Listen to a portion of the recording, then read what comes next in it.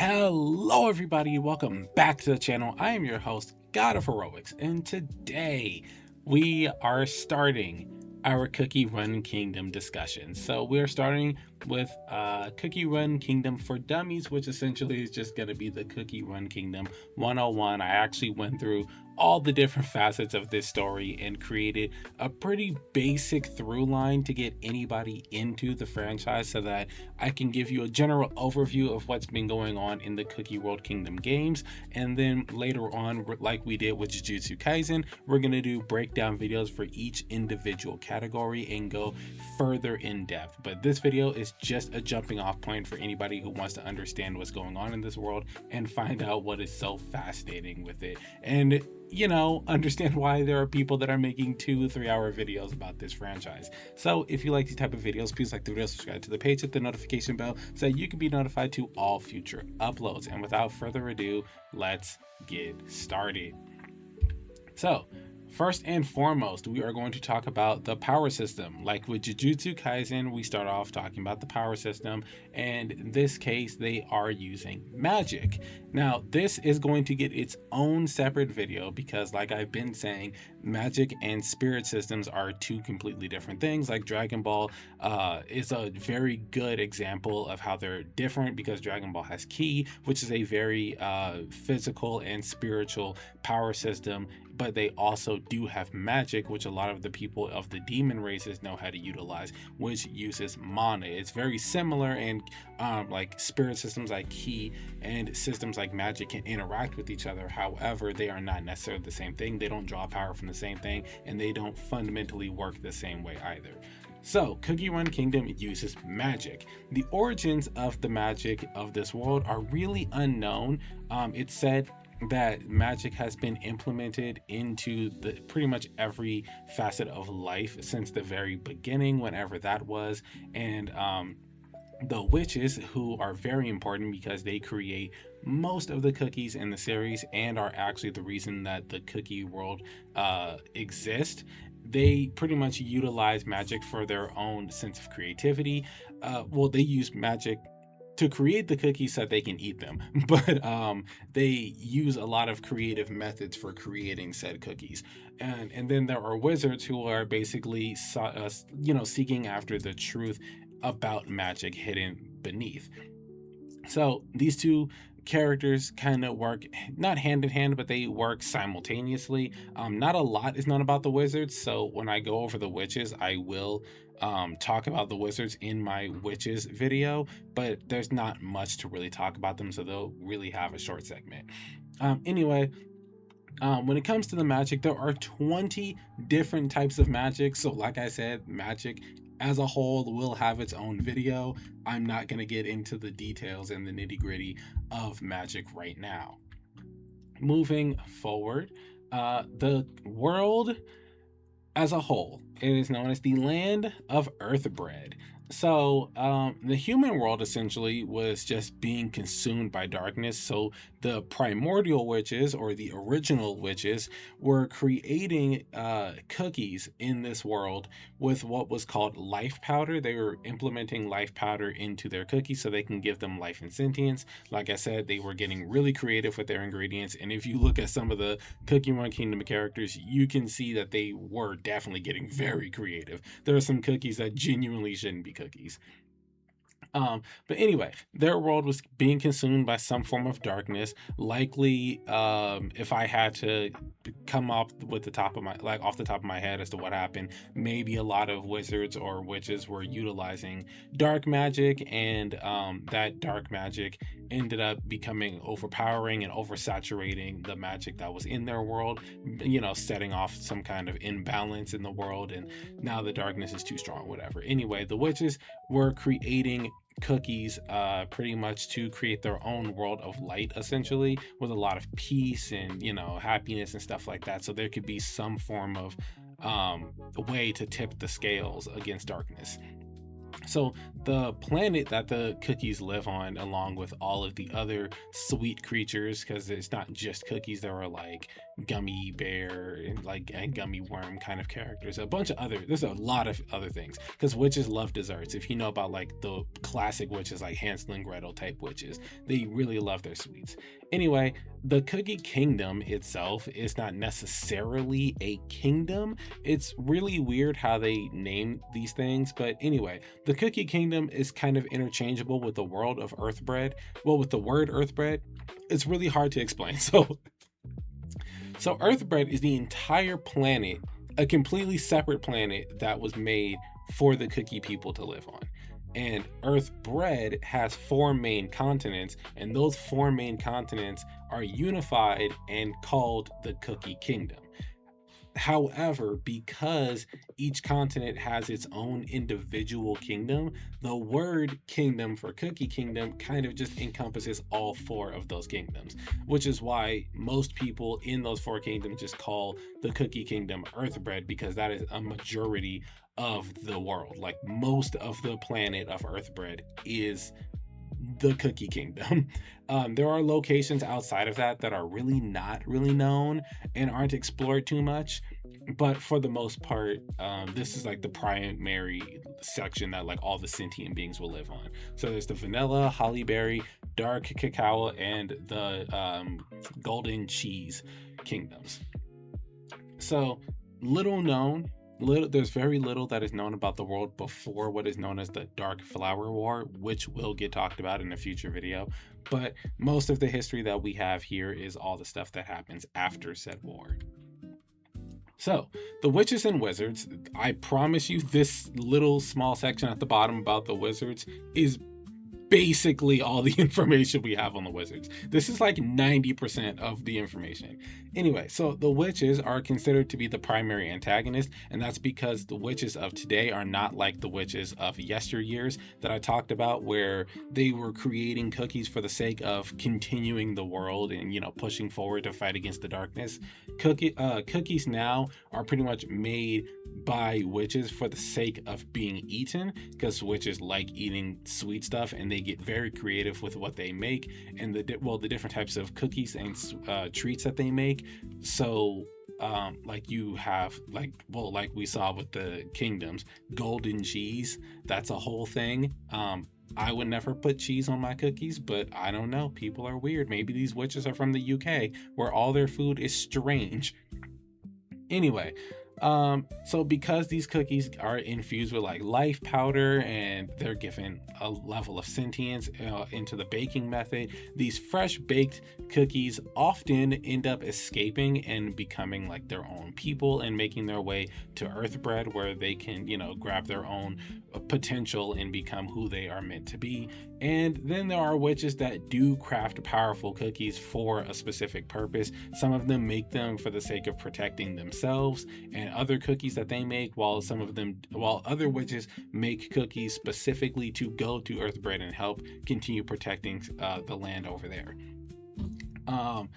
So not all witches are, equal. Wizards pretty much study astrology and the truth behind magic, as we said before, as far as like the origins of magic. And some of them do also create cookies for the sake of helping them in their studies, pretty much. Moving on, the origin of all cookie kind. So the first cookies were made to be eaten, like I said before, and after being fresh baked with life powder, they gained sentience. Life powder is essentially just how life is crafted, as far as like out of all the sweets. It carries life energy and it's put into the sweets. So because of this really powerful OP magic system, they really don't need to like eat. Technically, I mean, they do eat, but it's more because like they just like it. And if the lore of the game or the lore of the gameplay is anything to be looked at when it comes to how the eating works in this game, they eat, and the power from what they eat in turn makes them stronger, because there's stuff that like they can eat, like jelly jams and stuff like that give them more power. It's like your way of leveling up and awakening your character and such.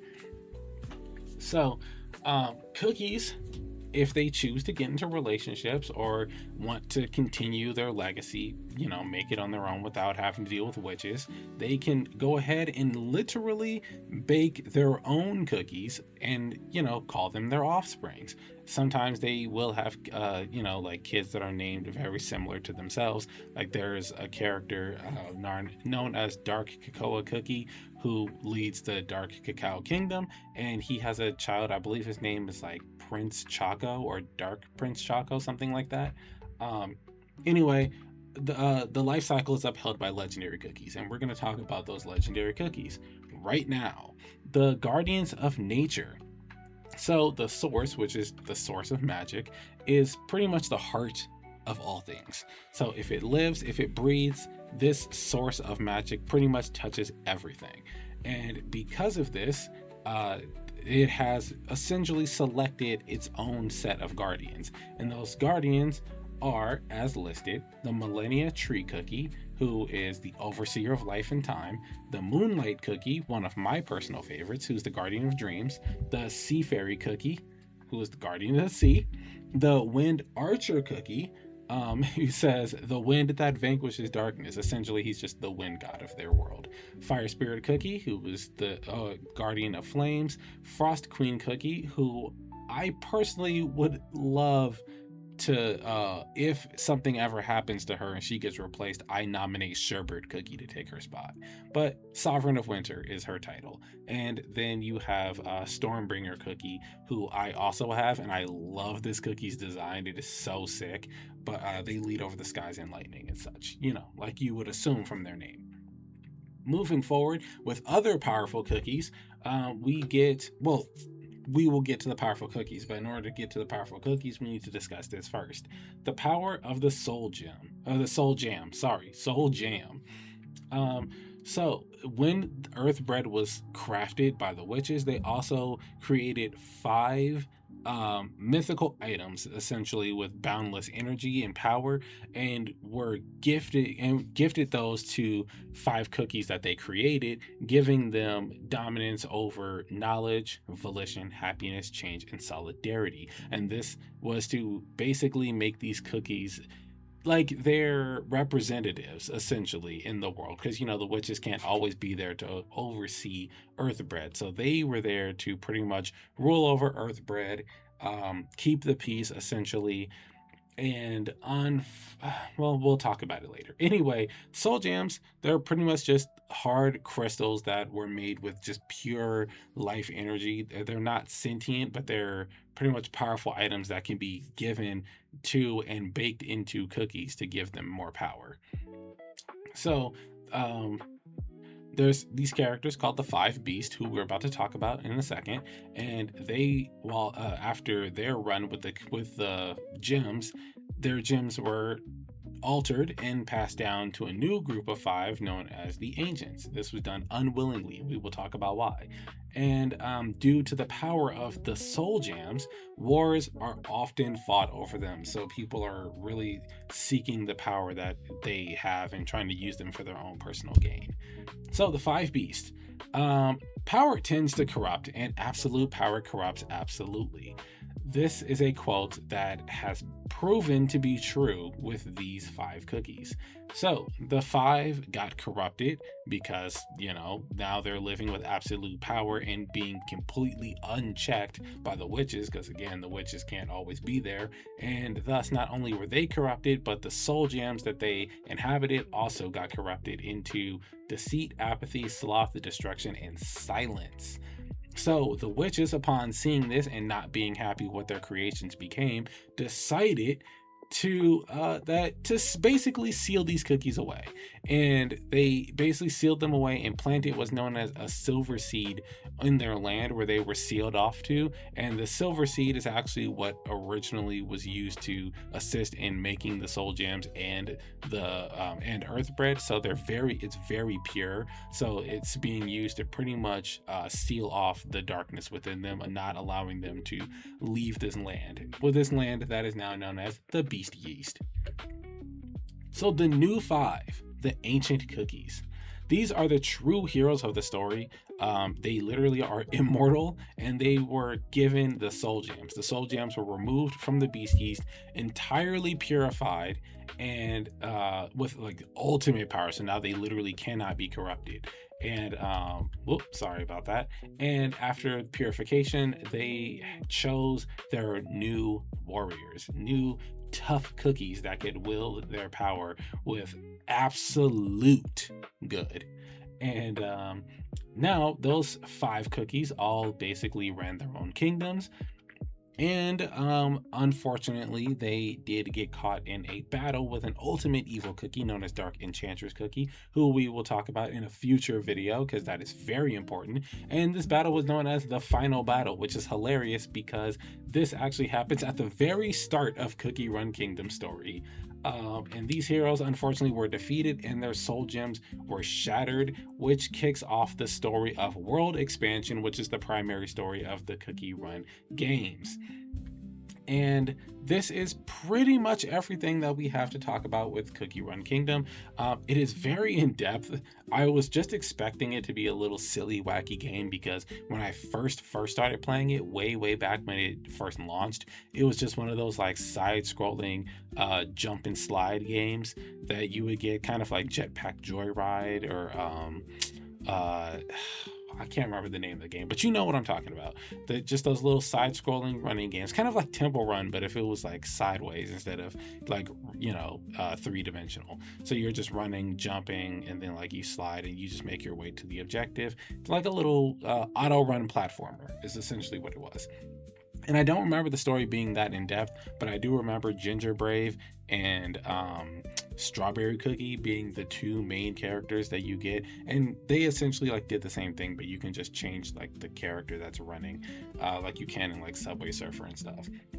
It doesn't affect the gameplay, but aesthetically it's just like it looks interesting. Anyway, that is pretty much everything to do with Cookie Run Kingdom. We will be talking more in depth about every aspect of this. So the ancients will get their own video, the 5 beasts will get their own video, the witches and wizards will get their own video. Magic as a whole is probably going to be the first one I make because it's very important to every aspect of this. We're even going to talk about the geography of the Cookie Run Kingdom universe. So we're going to be talking about the 4 individual kingdoms. We're going to be talking about Beast Yeast, the land that the beasts were sealed to.